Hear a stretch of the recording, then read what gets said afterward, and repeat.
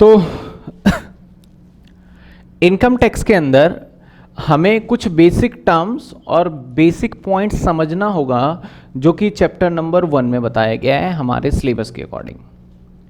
तो sir basic terms क्या समझेंगे, बेसिक चीज़ें क्या समझेंगे, वो एक एक करके समझ लेते हैं, क्योंकि न्यू सब्जेक्ट है तो इसके अंदर कुछ वर्ड यूज़ होता है जैसे assessment year, previous year, SSC, कुछ एक वर्ड्स हैं उसको हम अच्छे से समझ लेते हैं टर्म्स को, फिर आगे टू भी कंटिन्यू करेंगे। तो फर्स्ट चैप्टर में बेसिकली इन्हीं बातों पे डिस्कशन किया गया है। तो सबसे पहले हम डिस्कस करते हैं कि what is the meaning of, दो चीज़ों की मीनिंग को देखेंगे। एक समझेंगे हम असेसमेंट ईयर, असेसमेंट ईयर, और साथ के साथ एक हम समझने वाले हैं प्रीवियस ईयर, प्रीवियस ईयर।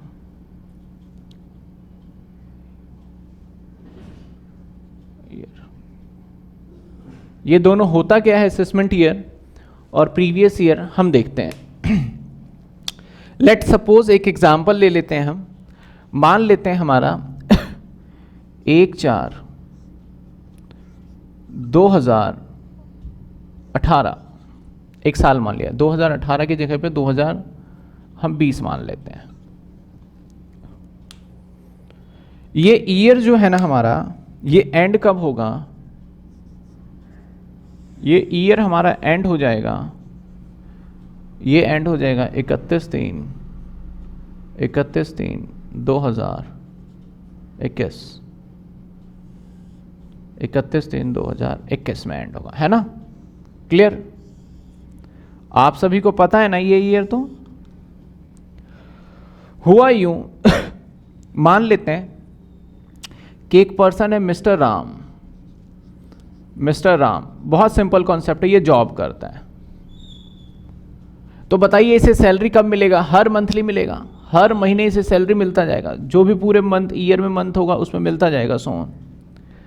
तो अगर मैं राम से बोलूं कि भाई तुम्हें सैलरी मिला है, अपने घर बाद में जाना, पहले आप मेरे पास आइए और मुझे टैक्स दीजिए, यानी गवर्नमेंट अगर कहती इससे कि आप मेरे पास आइए और पहले मुझे टैक्स दे के जाइए, तो फिर क्या राम के लिए या किसी भी पर्सन के लिए पॉसिबल है।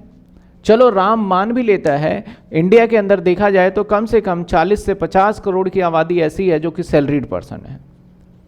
तो जो जॉब करते हैं उनकी सैलरी अगर अच्छी खासी है, अगर उसे टैक्स देने जाना हो तो कितनी लंबी लाइन लग जाएगी, सोचो इमेजिन।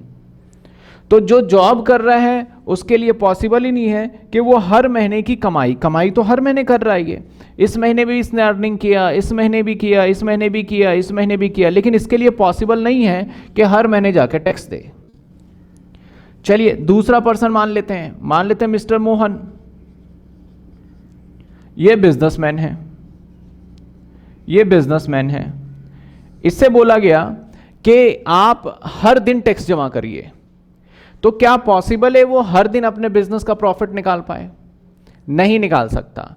कुछ तो ऐसे भी होते हैं जो कि ऑनलाइन ट्रांजैक्शन करते हैं, तो ऑनलाइन ट्रांजैक्शन तो रात के 12 बजे तक होता है, यानी इससे बोला जाए हर महीने आप टैक्स जमा करिए, तब भी मोहन बोलेगा नहीं नहीं नहीं, हमसे तो नहीं हो सकता जी, हर महीने तो हम P&L कैसे बनाएंगे, अपना प्रॉफिट एंड लॉस कैसे बनाएंगे, अपना हम बैलेंस शीट कैसे बनाएंगे, हम कैसे टैक्स निकालें, कस्टमर तो रात को 12 बजे भी सामान ले लेता है, तो हम नहीं कर सकते।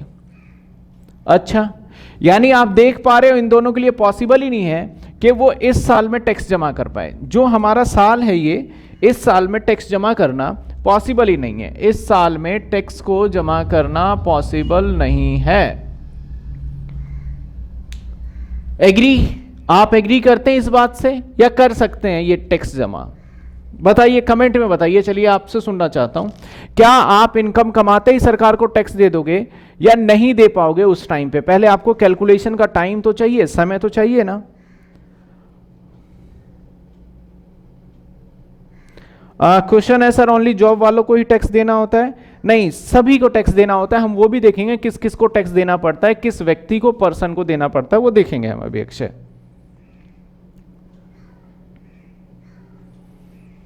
बताइए। तो जवाब आया कि सर इसके अंदर इस साल में तो टैक्स देना पॉसिबल नहीं है। गवर्नमेंट ने बोला चलो इस साल में, मतलब यहां पे नहीं दे रहे तो आप 31 मार्च को टैक्स दे देना। अगर 31 मार्च को आपने टैक्स नहीं दिया तो आपके ऊपर 1 लाख रुपए की पेनल्टी लगाई जाएगी, अगर गवर्नमेंट ऐसा सख्त कानून बना दे। तो 31 मार्च को 12 बजे रात तक सेल किया हमने, 12 बजे के बाद ही होगा 1 अप्रैल तो। और क्या हम विद इन अ सेकेंड इतनी सारी बैलेंस शीट के अंदर आइटम को डिटेल करना और इतना सारा खर्चे को लेके P&L बना सकते हैं 1 सेकेंड में? बताइए, क्या 1 सेकेंड के अंदर हम अपना प्रॉफिट एंड लॉस प्रिपेयर कर लेंगे? Amazon ले लो, फ्लिपकार्ट ले लो, ये भी तो बिजनेस है। 12 बजे भी आप ऑर्डर टिच बुक कर देते हो। ऑर्डर बुक करने के बाद क्या इन कंपनी के लिए पॉसिबल है 1 सेकेंड के अंदर अपना प्रॉफिट बता के और 1 सेकेंड में जमा कर दे, ओहो फाइन लग जाएगा कल? तो नहीं पॉसिबल। तो इस साल में किसी के लिए पॉसिबल ही नहीं है कि वो अपना टैक्स निकाल के जमा कर दे। अच्छा जी, तो सर क्या टैक्स नहीं देना होगा? देना होगा। मैंने ऐसा कब कहा कि नहीं देना होगा? मान लेते हैं यहां से साल, नया साल स्टार्ट हो गया, हैप्पी न्यू ईयर। और हैप्पी न्यू ईयर क्या होगा? 2021। और ये वाला ईयर कब एंड हो जाएगा? हैप्पी न्यू ईयर का एंड कब होगा? 31/3/2022। लो जी, लो जी लो, इस ईयर का दी एंड यहां पे होगा। सरकार क्या कहती है कि भाई इस साल आप पूरे साल में जितना मर्जी पैसा कमाएं, हम आपको नहीं टोकेंगे, हम आपको परेशान बिल्कुल नहीं करेंगे। जितना मर्जी इस साल में पैसा कमाइए, हम आपको कुछ नहीं बोलने वाले। तो सर आपको हम थोड़ा मोहलत देंगे। मान लीजिए आपको मैंने टाइम दे दिया इतना, यानी 31/7/2021। तो कितने महीने का टाइम दे दिया गया आपको जी? आपको टाइम दे दिया गया अप्रैल, मई, जून, जुलाई, 4 मंथ का, 4 मंथ की टाइम दे दिए गए। आपका जो भी वॉटेवर इनकम है, जैसे भी इनकम कमाते हैं, उस इनकम को कैलकुलेट करिए आप। कैलकुलेट करने के लिए हम 4 महीने का समय देते हैं। अगर 4 महीने में भी आप कैलकुलेट नहीं कर पाए तो हम आपसे टैक्स ले लेंगे, हम आपसे पेनल्टी भी लेंगे, आपको जेल भी भेजेंगे, सारा काम करेंगे आपके साथ। तो बताइए, अगर कोई बोलता है जी 4 महीने भी कम है, तो समझो कितना नालायक है वो। ऐसे लोगों को तो जेल हो ही जाना चाहिए, 4 महीने कम है। लेकिन बीच में फिर बड़ी बड़ी कंपनी कूद पड़ी, बोली कि भाई साहब हमारा बैलेंस शीट P&L में इतने आइटम है ना, आप सोच नहीं सकते, हमें थोड़ा और मोहलत दो। गवर्नमेंट ने बोला ठीक है, जो भी कंपनीज हैं यानी प्राइवेट लिमिट, उनको हमने टाइम दिया 30/9 तक 2021। यानी साधारण व्यक्ति, हम और आप जैसे व्यक्ति, इंडिविजुअल, उनका लास्ट डेट ये है, इंडिविजुअल।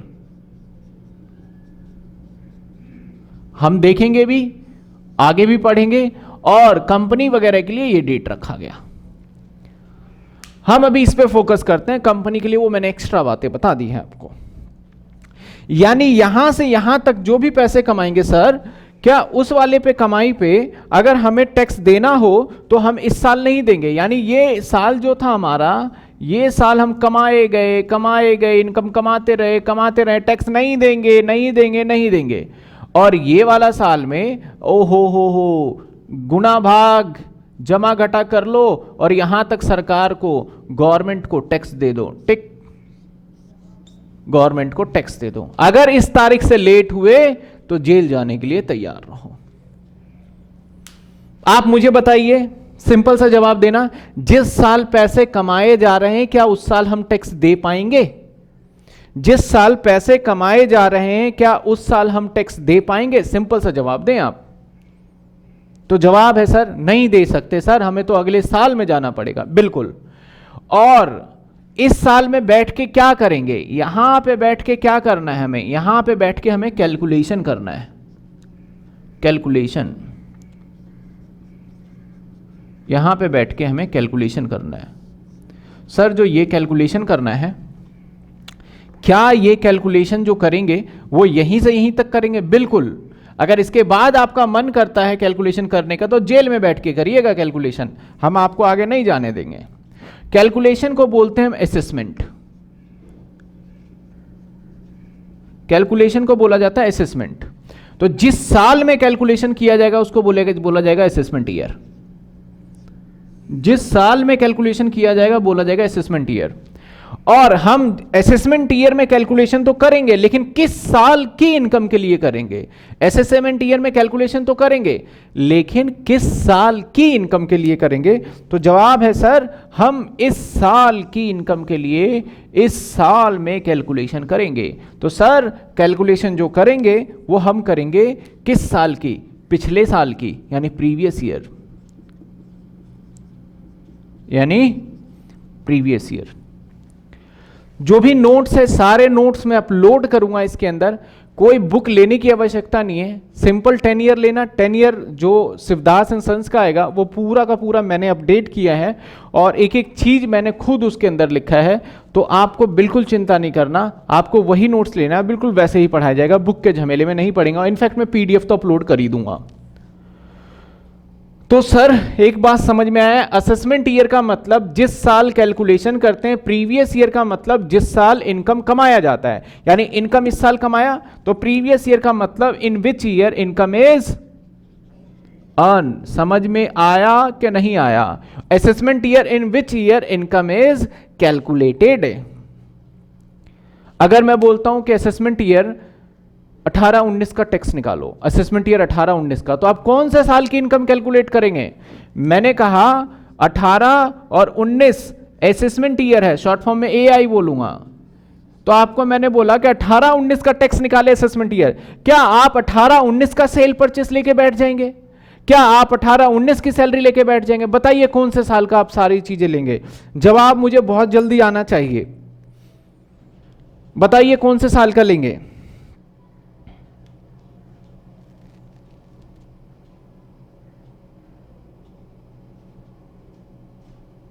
तो जवाब मिल गया, सर हम लेंगे पिछले साल का, प्रीवियस ईयर 18-19 में हम किसका लेंगे? 17-18 का, यानी इनकम आएगा 17-18 का। तो वेरी वेरी सिंपल। अगर आपसे कोई पूछे कि असेसमेंट ईयर क्या होता है, assessment year that year in which year tax is calculated for previous year income, जो प्रीवियस ईयर का इनकम है उसके ऊपर कैलकुलेट किया जाता है, उसे क्या बोलते हैं हम? Assessment year. और प्रीवियस ईयर वो साल होता है जिस साल पैसे कमाए जाते हैं। कोई शक, कोई दिक्कत, कोई परेशानी यहां तक? क्लियर है ईच एंड एवरीथिंग? चलिए आप मुझे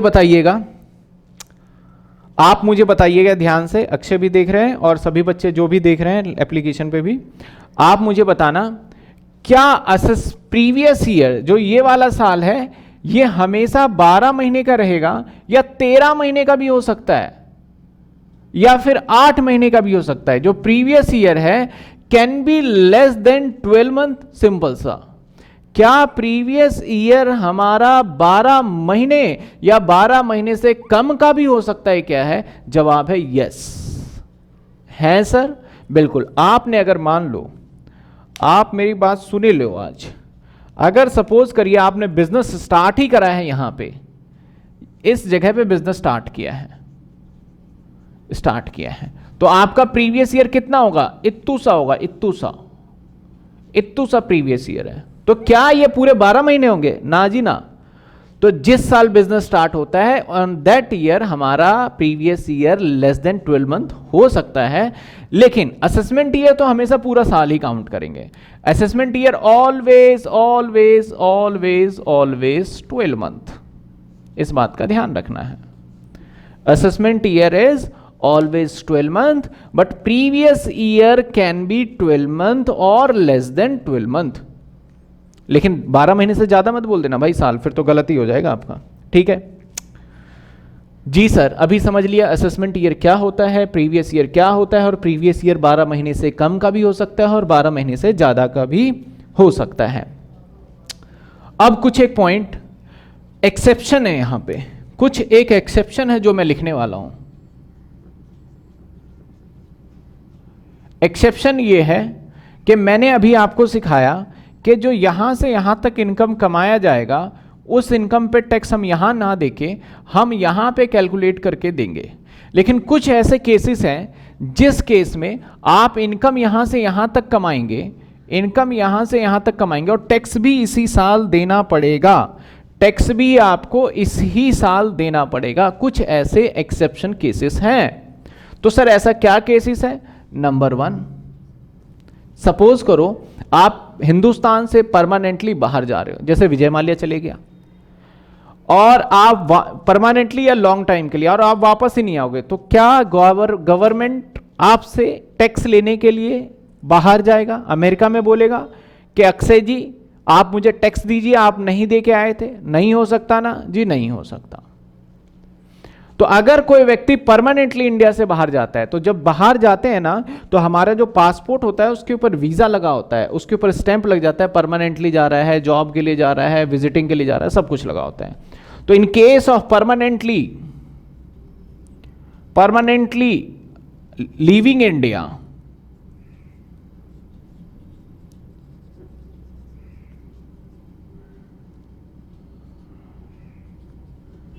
leave India, permanently leave India, मैं पूरा नोट्स भी दूंगा, उस नोट्स में से जो मैंने हैंड रिटन नोट्स भी मिलेंगे आपको, जिसको पूरा कॉपी करना है आपने।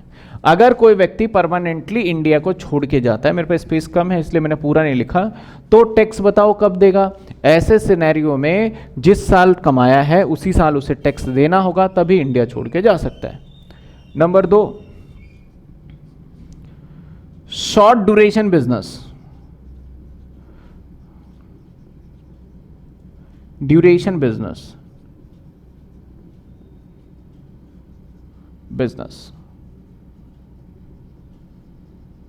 ये कौन सा बिजनेस है सर? कुछ ऐसे बिजनेस होते हैं जो कि बहुत कम समय के लिए किया जाता है और उसके बाद उस बिजनेस को परमानेंटली खत्म कर दिया जाता है। तो मान लो कि मैंने जन्माष्टमी पे एक बिजनेस करने का सोचा और मैंने बोला इसी साल करेंगे, इसके बाद कभी नहीं करेंगे हम। तो ऐसे बिजनेस के लिए गवर्नमेंट कहती है कि आपके लिए एक्स्ट्रा टाइम की जरूरत क्यों है? आप जिस साल पैसे कमाएंगे उसी साल आपको टैक्स देना पड़ेगा। नंबर 3, डिसकंटिन्यू बिजनेस,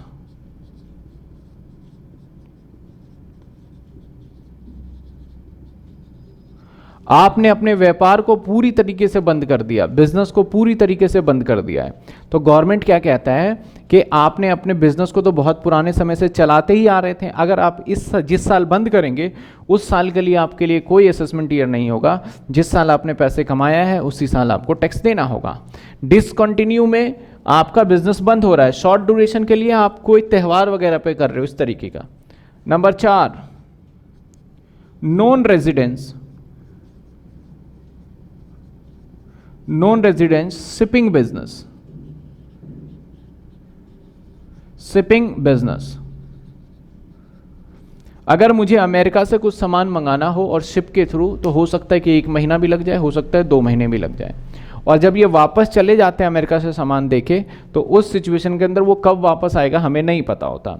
तो शिपिंग बिजनेस के केस में भी हमें जिस साल उसने पैसे कमाए हैं, नॉन रेजिडेंट होना चाहिए, नॉन रेजिडेंट क्या होता है हम देखेंगे बाद में, तो उसको उसी पे टैक्स देना पड़ेगा। समझ लो फॉरेनर कोई है शिपिंग बिजनेस वाला, बाहर की कंपनी है और इंडिया में पैसे कमा लेती है, तो उसे उसी टाइम पे टैक्स देके फिर भारत से बाहर जाने दिया जाएगा।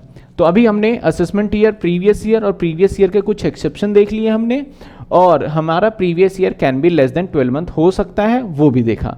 फटाफट से नोट करिए, इसमें कोई डाउट है तो पूछिए। में क्या क्या नॉलेज देता है वो भी देखते हैं, इसे मैं इरेज कर देता हूँ। हमने 2 वर्डिक देख लिया है, एक हमने देख लिया है असेसमेंट ईयर और एक हमने देख लिया है प्रीवियस ईयर।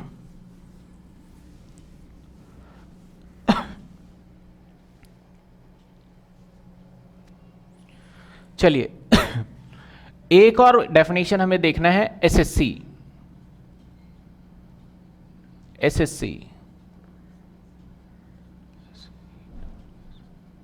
सर एसएससी कौन होता है, इसे देखते हैं हम। बहुत ही सिंपल लैंग्वेज में समझते हैं, ज़्यादा टाइम ना वेस्ट करके। मान लो कि मैं सरकार को टैक्स देता हूं, तो मैं एसएससी हूं, मेरा नाम अनुज कुमार सिंह है, तो उससे सरकार को लेना देना नहीं है। सरकार सिंपल से वर्ड डालेगा कि एसएससी टैक्स दे रहा है।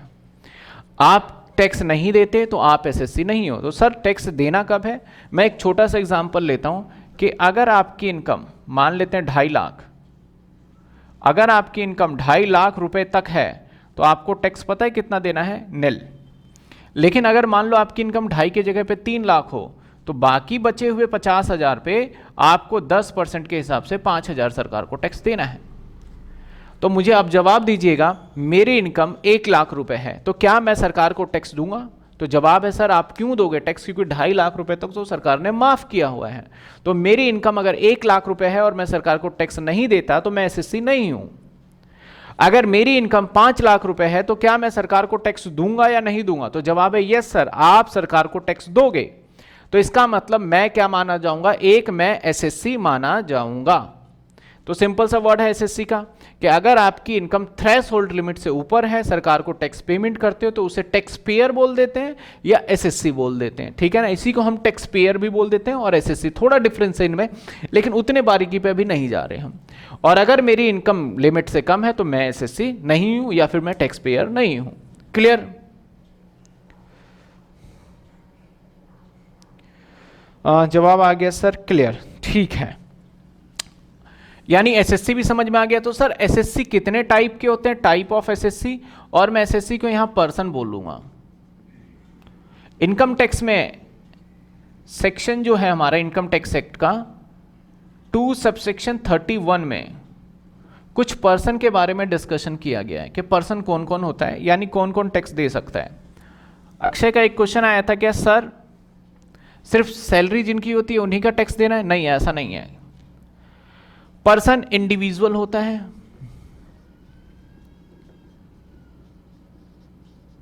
इंडिविजुअल। सर इंडिविजुअल का मतलब क्या है? कोई भी व्यक्ति जो अकेला है, जैसे कि मान लो राम, सीता या फिर मोहन, हम जैसे, आप जैसे बिल्कुल साधारण व्यक्ति अकेला, हमें सरकार को टैक्स देना है जाके, तो हम किस कैटेगरी में आएंगे? इंडिविजुअल में। इन कैटेगरी वालों की लास्ट डेट जो है, जो लास्ट डेट है टैक्स देने की, वो हर साल की 31/7 होती है। हर साल के मतलब असेसमेंट ईयर 31/7 लास्ट तारीख।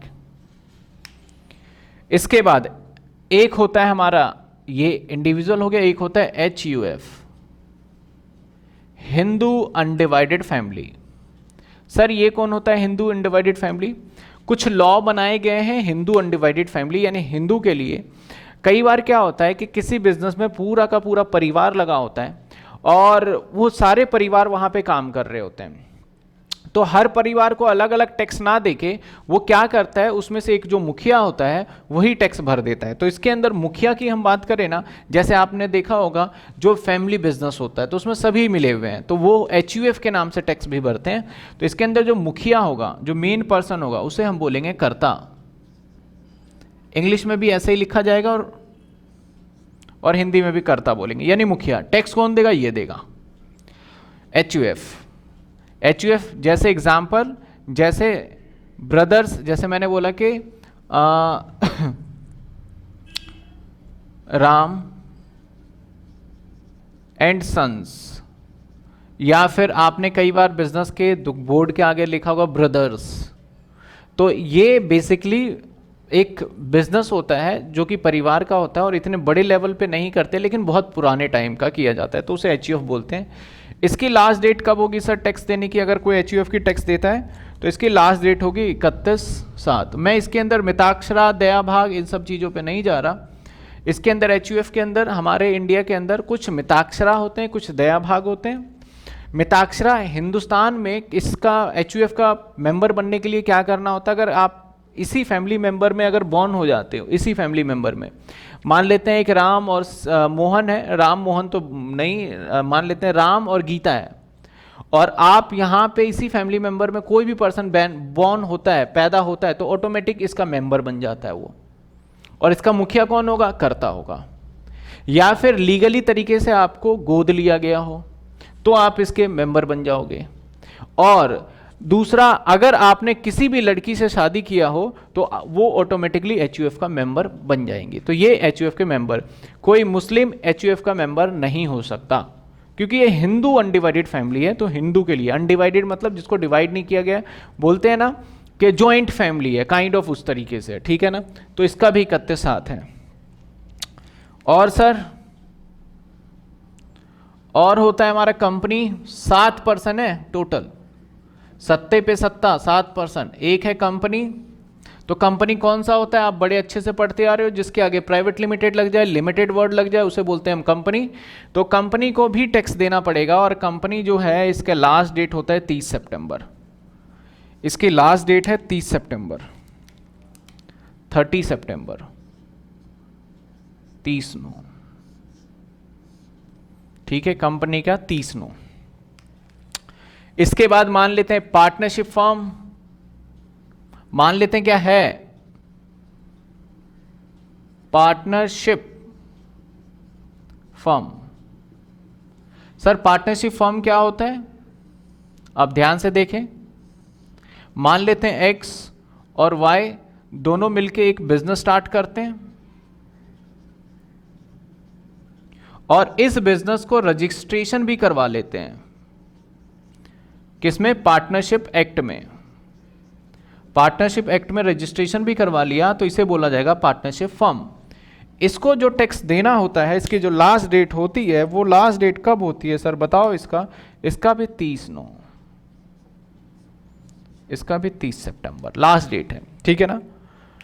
कितने हो गए, 4, टोटल कितने पर्सन होते हैं हमारे, 7। इसके बाद association of person, association of person, मैं शॉर्ट फॉर्म में थोड़ा लिख रहा हूं, मेरे पास स्पेस कम है, आप इसे पूरा लिख लेना। एसोसिएशन ऑफ पर्सन या body of individual, body of individual, BOI, AOP BOI। Sir ये क्या होता है, मान लेते हैं एक X है और एक Y है, इन दोनों ने एक बिजनेस स्टार्ट किया, एक X अलग है और एक Y अलग है, इंडिविजुअल है दोनों, तो इन दोनों ने बिजनेस स्टार्ट किया, तो इसे बोलेंगे BOI, body of individual. Sir तो ये तो पार्टनरशिप ही हो गया ना, इन्होंने अपने आप को एक्ट में रजिस्ट्रेशन नहीं कराया ना, इसलिए इसे पार्टनरशिप का दर्जा नहीं दिया गया, ये क्या माना जाएगा, BOI, ठीक है ना। सेम अगर मान लेते हैं एक XYZ लिमिटेड है, यानी कंपनी है, और एक Y है, तो दोनों इंडिविजुअल हैं क्या, लेकिन पर्सन तो हैं। यहां पे क्या था, एक X पर्सन था, Y था, तो X भी इंडिविजुअल है, Y भी इंडिविजुअल, तो बॉडी ऑफ इंडिविजुअल। अब XYZ लिमिटेड पर्सन की डेफिनेशन है, तो ये अलग पर्सन है, और Y एक इंडिविजुअल, ये अलग पर्सन है, तो इसको बोलेंगे एसोसिएशन ऑफ पर्सन,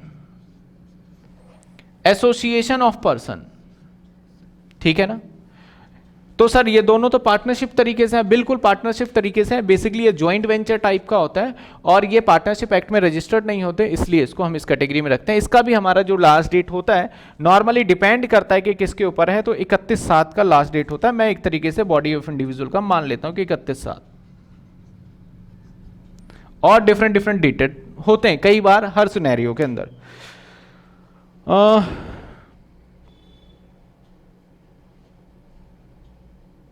बिल्कुल हम जॉइंट हिंदू फैमिली भी बोल सकते हैं, बिल्कुल सही जवाब है आपका।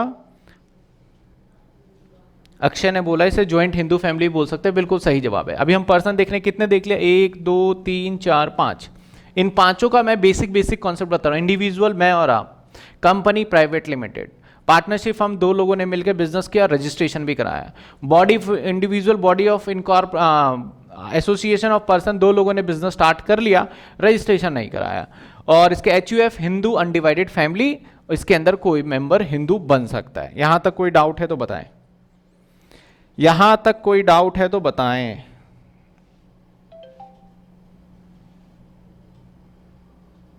नो सर कोई डाउट नहीं है।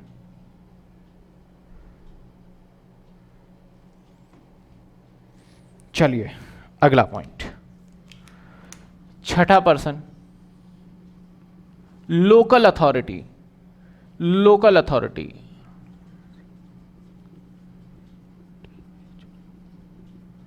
सर लोकल अथॉरिटी क्या होता है, शायद विजुअल में कोई दिक्कत हो थोड़ी बहुत। लोकल अथॉरिटी जिसे LA भी बोलते हैं, लोकल अथॉरिटी होता है हमारा जैसे कि म्युनिसिपल डिपार्टमेंट, MCD, यानी बेसिकली ये गवर्नमेंट के अंडर होता है, एमसीडी हो गया, चाहे छोटे बच्चों का प्राइमरी स्कूल हो गया, तो इसके अंदर आ जाता है।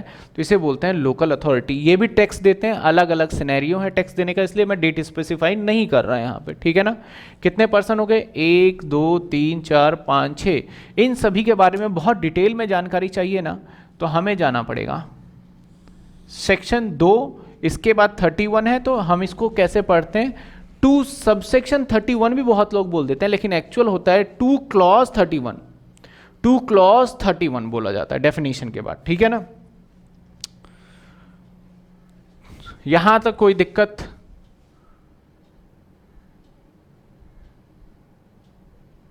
चलिए सर अगला पर्सन बता दे। बिल्कुल जी, अगला भी बताएंगे। Artificial judicial person.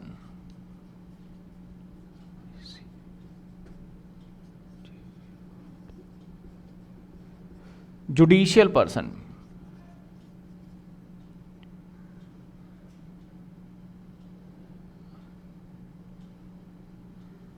Artificial judicial person.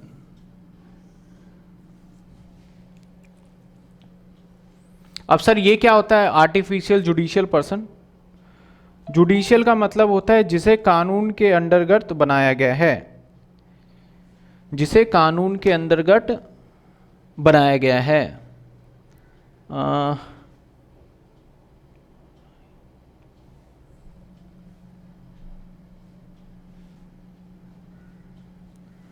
जिसे कानून के अंडर बनाया गया है, जैसे जिसे पार्लियामेंट एक्ट के अकॉर्डिंग बनाया गया। फॉर एग्जाम्पल हम यहाँ पे ले सकते हैं यूनिवर्सिटी, फॉर एग्जाम्पल हम यहाँ पे ले सकते हैं हमारा इंस्टीट्यूट ICAI। हम इसमें DU का भी एक तरीके से एग्जाम्पल ले सकते हैं, लोकल अथॉरिटी में भी आ सकता है, इसमें भी। और आर्टिफिशियल जुडिशियल पर्सन और लोकल अथॉरिटी में कुछ चीज़ें और बता दूं। लोकल अथॉरिटी के अंदर तो MCD आ गया, बाकी जितने मंदिर है, मस्जिद है, ट्रस्ट है, वो लोकल अथॉरिटी के अंदर कवर्ड हो जाता है, उनको भी टैक्स देना होता है, ठीक है ना। तो 7 पर्सन है, तो सर हम क्या इन सभी पर्सन की इनकम के बारे में निकालना सीखेंगे क्या हम इनकम टैक्स में? नहीं बच्चे, हम इनकम टैक्स के अंदर ज़्यादा से ज़्यादा इंडिविजुअल की इनकम को निकालने की बात करेंगे। हम इन सभी के इनकम को निकालना नहीं सीखते, क्योंकि ये अलग अलग टॉपिक और अलग अलग सब्जेक्ट्स बन जाता है। कंपनी के टैक्स को कॉर्पोरेट टैक्स प्लानिंग बोला जाता है, बाकी इन सभी का निकाल सकते हैं। पार्टनरशिप टैक्स प्लानिंग का भी निकाला जा सकता है, लेकिन ऐसा नहीं है कि नहीं निकालेंगे, लेकिन ज़्यादा से ज़्यादा फोकस किस पे होगा? हमारा इंडिविजुअल। 7 तरीके का। अब इंडिविजुअल पता है कहाँ कहाँ से पैसे कमा सकता है, या इन सभी कहाँ कहाँ से पैसे कमा सकते हैं? टोटल 5 जगह है हमारे पास, 5 जगह है हमारे पास पैसे कमाने के। सर कौन कौन से 5 जगह है जहां से हम पैसे कमा सकते हैं? यानी 7 पर्सन है जो 5 ही जगह से पैसे कमाया जा सकता है। देखिए, नंबर 1, या तो जॉब करेगा तो कहां से पैसे कमाएगा ये? सर सैलरी से। नंबर 2, अगर मकान किराए पे दे रखा है इसने तो रेंट आएगा, तो उसे बोलेंगे हाउस प्रॉपर्टी। नंबर 3, अगर इसका बिजनेस है तो बिजनेस एंड प्रोफेशन। नंबर 4, अगर कोई मकान खरीद बिक्री कर रहा है तो कैपिटल गेन। ये सारे चैप्टर हैं हमें जो पढ़ने हैं। नंबर 5, इसके अलावा जुआ वगैरह खेल लिया, लॉटरी वगैरह जीत गया तो अदर सोर्स, ब्याज वगैरह के लिए अदर सोर्स। तो हमारे टोटल कितने जगह से पैसे कमाए जाते हैं? वो टोटल है 5 जगह, और इस 5 जगह से जो पैसे कमाए जाते हैं उसको बोला जाता है हेड्स ऑफ इनकम। तो कितने हेड्स ऑफ इनकम है हमारे? 5। Salary, house property, business and profession बोला जाता है, कैपिटल गेन और अदर सोर्स। हाँ जी, ये 5 जगह से इनकम होता है, इसके अलावा और इनकम नहीं होता। तो सर कितने चैप्टर हैं इनकम टैक्स के अंदर, हमें ये भी समझना चाहिए। तो आप एक चीज ध्यान रखें, जैसे कि 11th क्लास की मैं बात करता हूं सिंपल। 11th क्लास के अंदर आपके पास देखा जाए तो मेन मुद्दे की बात थी ना, तो फाइनल अकाउंट थी, क्योंकि जर्नल सिखाया गया, लेजर सिखाया गया, ट्रायल सिखाया गया, तभी फाइनल अकाउंट कर पाए आप। तो हमारा मेन मुद्दे की बात कर्क्स तो था प्रॉफिट एंड लॉस अकाउंट और बैलेंस शीट बनाना। उसके लिए हमने जर्नल सीखा, लेजर सीखा, ट्रायल बैलेंस सीखा, रेक्टिफिकेशन सीखा, डेप्रीशिएशन सीखा, बिल्स ऑफ एक्सचेंज सीखा। इन सभी बातों को समझाया गया ताकि हम अच्छे से बैलेंस शीट बनाना सीख सकें। सेम ऐसे इनकम टैक्स के अंदर आपके इन्हीं 5 इनकम को निकालना सिखाया जाता है, लेकिन इन 5 इनकम को निकालने के लिए और छोटे छोटे काफ़ी सारे चैप्टर बना दिए गए हैं, जैसे set of and carry forward, clubbing of income, agriculture income और डिडक्शन, बहुत सारे छोटे छोटे चैप्टर जो हम पढ़ेंगे। तो बेसिकली आज हमने क्या क्या पढ़ लिया, एक बार फिर से मैं रिवाइज कर देता हूँ कौन कौन से इनकम देख लिया हमने। आज हमने देख लिया असेसमेंट ईयर का मीनिंग, आज हमने देख लिया प्रीवियस ईयर का मीनिंग, आज हमने देख लिया कि एसएससी किसे बोलेंगे, और एसएससी के साथ साथ पर्सन कितने, 7 पर्सन है। इस पर्सन को हमने देख लिया कि individual, HUF, company, partnership firm, association of person, body of individual, local authority और आर्टिफिशियल जुडिशियल पर्सन, इन सभी को देख लिया। और कितने हेड्स ऑफ इनकम है हमारे, ये जो मैंने लिखा है ये हमारे हेड्स ऑफ इनकम है। टोटल हेड्स ऑफ इनकम कितने हमारे, 5 head of income, heads of income. तो ये हमारे टोटल हेड्स ऑफ इनकम कितने हैं हमारे, 5 है। तो इसको फटाफट नोट करिए। फर्स्ट चैप्टर की मैं बात करूं तो फर्स्ट चैप्टर के अंदर एक टैक्स रेट और है, बाकी कुछ भी नहीं है। फर्स्ट चैप्टर में इंट्रो था और जो इंट्रो हमें सीखना था वो हमने सीख लिया। एग्जाम के पॉइंट ऑफ व्यू से ये तीनों पॉइंट काफी इंपॉर्टेंट है, इसमें से अक्सर ही क्वेश्चन पूछा जाता है। क्वेश्चन कैसे पूछा जाता है, आपको जो पीडीएफ नोट्स दिए जाएंगे उसमें सारे क्वेश्चंस भी होंगे, 10 ईयर जो लोगे उसके अंदर भी मिल जाएगा आपको। और क्वेश्चन पूछा जाता है कि आपका असेसमेंट ईयर को डिफाइन करें, प्रीवियस ईयर को डिफाइन करें, या फिर एसएससी क्या होता है इसको डिफाइन करें, प्रीवियस ईयर क्या हमारा 12 महीने से कम का हो सकता है। तो इस तरीके से क्वेश्चन हमारा दिया जाता है। फटाफट से इसको नोट करिए आप।